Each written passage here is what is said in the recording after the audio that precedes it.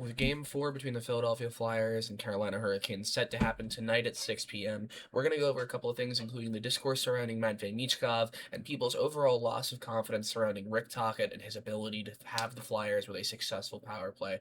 Ladies and gentlemen, we're going to go over a couple of things, like I said, the discourse about Michkov and Tocchet, but we're also going to talk a little bit about overall the Flyers, what they should be taking away from this series if it does end tonight, and then we're going to talk about what we need to look forward to in the offseason and potentially even further than that, ladies and gentlemen.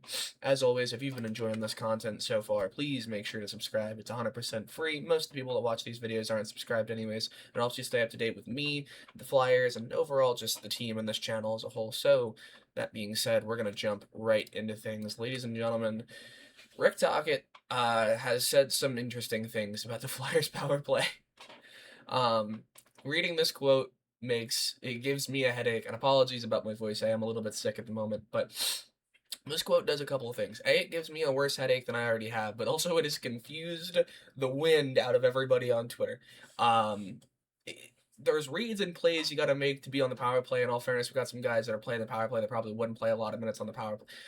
Tocchett sounded like he was talking himself in circles, and I think that the continued strain on the Flyers' ability to play a power play and have a man advantage has really been taking a toll on this guy's decision making. Obviously, now I didn't get to watch the entirety of last game, but there was all the talk about 3 defensemen coming out on a power play unit. There's been the stuff all season long about Michkov not getting the proper opportunities that he needs to get on the power play, but also just some other stuff like guys like Alex Bump. Now I've been high on Alex Bump for a while now, and I've admittedly like he's only got the 1 point in the playoffs so far, and it was against the Penguins, but he's still been a very good player, and I think that some people need to look at Tocchet and genuinely ask him if he understands how to coach a power play in the slightest. It's been far from the only issue the Flyers have had this series. They're a team that I've said myself is likely incredibly outmatched by the Hurricanes. But that being said, Tocchet's got Noah Cates and Christian Dvorak set to be on power play lines before Alex Bump is. Now, I don't know if anybody here has watched Alex Bump play in juniors and before he got onto the Flyers, but I don't think he's ever been on a team where he wasn't on a power play line, because this guy is basically built to do it. He's an incredible shooter.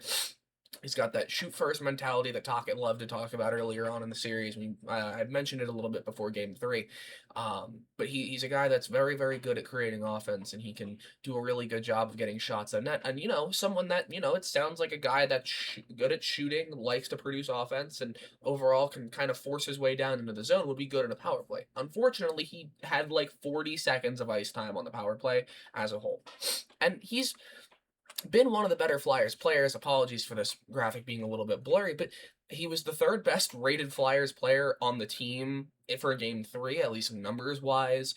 And the only guys above him were Zegras, who scored a goal, and Porter Martone, who's been shaky in this series against the Canes. He's kind of regressed since he started out the season incredibly hot with his point per game streak going into the playoffs, but like, Bump is a guy that's been performing so well in the time that he's had on this roster and the time that he's had on this team that it makes no sense as to why Tocchet doesn't have him on the power play units as a whole, or even just like trying to get him out there on the man advantage whenever. It really, like, it puzzles me. It puzzles a ton of people on Twitter. It's probably puzzled you yourself. But there's been a lot of people that especially just like throw the thing I've been talking about Alex Bump being too good to not be on the power play aside. This team is not 15% on the power play levels of bad. If you showed me the Flyers team from like 3 years ago, right after we got rid of or like 3-4 years ago, right after we shipped Shane Gostisbehere off for literally nothing to the Arizona Coyotes, if you had shown me that team and told me that team was under 10% on the power play in the playoffs and told me that they were 15% for the entire regular season, I would believe you. I would believe you if you told me that. This team, if you told me that we had a team with Trevor Zegras having a career year, Travis Konecny producing like he did in the regular season, aside from his slump at the end, guys that have incredibly high offensive upside, like Alex Bump, Denver Barcia, like, these are guys that, or Alex Bump and Porter Martone, forgive me for saying Barcia there for a moment, but like, these are guys that I really do believe we should have a better power play with. there are people that have been out there saying that the off season needs to be 4 straight months of us just running power play drills, and I'm finding it hard to disagree with them there, because like, all things considered, we should, like, there is so much talent on this roster that does not scream worst power play in the NHL. This team is like, I know I've given Risto a lot of crap over this series for the fact that he does that thing of just like skating or standing completely still with the puck and then skating a little bit and then losing it and turning it over. But like, a power play line that's got Rasmus Ristolainen, Jamie Drysdale, Trevor Zegras, Travis Konecny, Porter Martone, like, these are guys that when they're on a power play line, they should not be getting 0 shots through 4 power plays like they did in the one game against Carolina. I think it was game 2. It's like, there is no acceptable reason for the power play to be this atrociously bad, and it's far from the only thing that's that's been bad for the Flyers this series. They've had a lot of stuff that hasn't gone right. Obviously, we're dealing with some injuries to guys like Owen Tippett. Is a tweet from last night, but it does hold true today. It doesn't look like Owen Tippett's going to be back in the lineup. I saw some people asking in the comments about Nikita Gabrenkin getting into the lineup. I'm sorry if I just butchered that. But he's another guy that I don't think is going to get a chance in the lineup tonight. Although with the way that the Flyers have been playing, with the way that tonight's game looks like it could go, I'm not super opposed to the idea that some people have been throwing around of just like, yeah, just chuck all the new guys out. Like Luchenko, and I'm hoping I'm saying his name right this time, but like Jet's a guy that I would love to see get a chance. I mean, like, Barkey's on the smaller side and has been playing fairly well, and I know that there's people that don't like the idea of the Flyers having a guy his size on the on just at center in general, but like, you throw Jet out there, you tell Jet, yeah, man, just shoot the puck. Like, something's gonna happen eventually. I It really does puzzle me that this team is playing as bad as it is offensively, because we have players that can definitely score, that can score at a very good pace, and we're just not. It's honestly like, it is a miracle to me. I don't know what my hair is doing. That being said, the media did get to ask around to a couple of players earlier on, and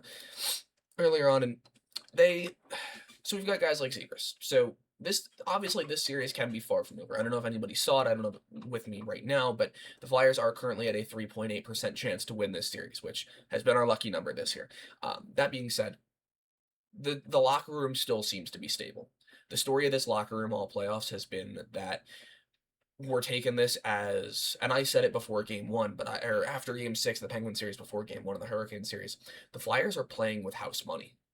The Flyers were never expected to be in this position. 3.8% chance to make the playoffs after the Olympic break, or at the new or whenever it was, is atrocious, right? Like, nobody expected the Flyers to make the first round, let alone win the first round, let alone get into the second round. Like, if you had told me right now that the Flyers made the second round and lost to the best team in the East Coast, I would be okay with it.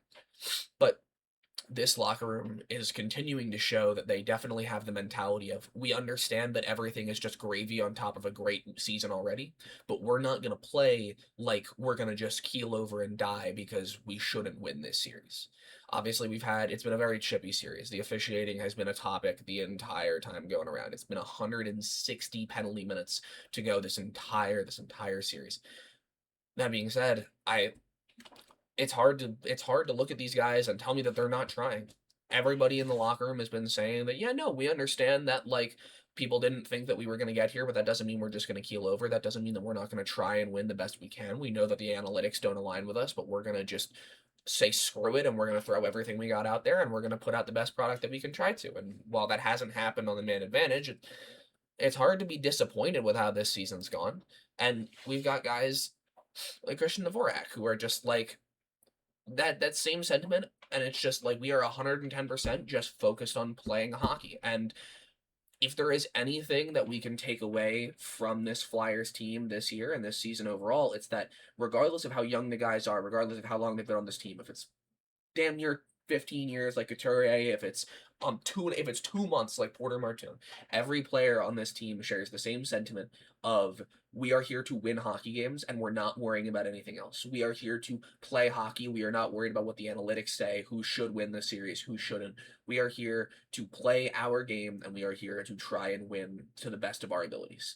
And You can tell me whatever it is that you think about this series, about this Flyers playoff run as a whole. You can talk about whatever it is that you want to talk about. Make sure that if there's anything you've disagreed with me on this video, if you anything that I should have brought up that I didn't, you please let me know down below. And make sure that if you're enjoying this stuff that you subscribe. But overall, if there's anything that you absolutely need to take away from this series, it is the fact that this team next year will be better than this. I have utmost faith in Brière and Keith Jones and Rick Tocchett if he's still the coach after this season, because I know some people have wanted him fired.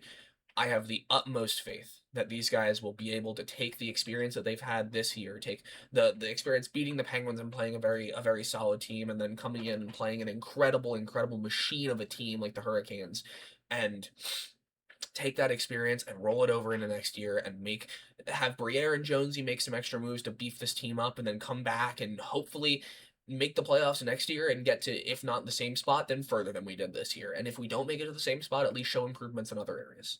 All right.